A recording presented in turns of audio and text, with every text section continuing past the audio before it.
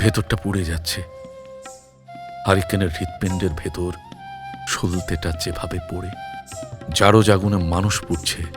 কাঠ কয়লা হয়ে যাচ্ছে মাংসের জমিন, কিন্তু হাড় হাড্ডি সহজে পড়ে না।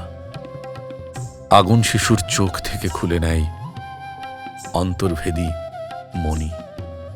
টস টস করে খসে পড়ে জিহ্বা থেকে দুগ্ধবতী রস। আলকাতরার মতো পিঠ যেন লজ্জাবতী নতুন নৌকা।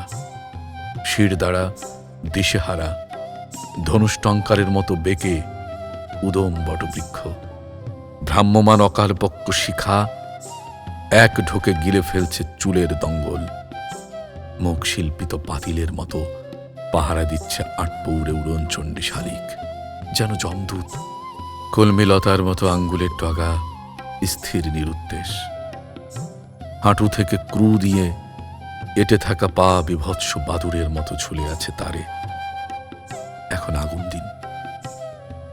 মা ও শিশুপুত্র পড়ে, ঠিকানাবিহীন জানালার কাজ পড়ে, টকবক করে ফোটে আটপৌড়ে লকলকে লোহার শরীর, যেন সভ্যতা।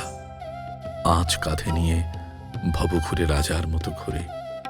খিলখিল হাসে রাজপুত্র, বায়োস্কোপের মতো সব দেখে, শুধু শিশু ও মায়ের কান্না দেখে না। রেলের চাকার মতো চকচক করে চোখ, অট্টহাসি হাসে, মুখ দিয়ে গল গল ধোঁয়া ওড়ে, পেটে তোলপার করে ভ্যাট 69। নরম গেলাসে ভিজিয়ে নেয় বুক, তৃপ্তির ঢেকুর তোলে যেন বেহদ্দ ফকির। এখন আগুন দিন, আগুন দিন।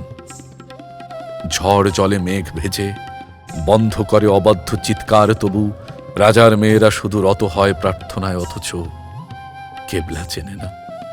এইভাবে দিন রাত্র ঘটে যায় আগুনের খেলা। এত যে ফাউল হয়, তবু বাজে না রেফারির সর্বনাশী বাঁশি। এত যে ফাউল হয়, তবু বাজে না রেফারির সর্বনাশী বাঁশি।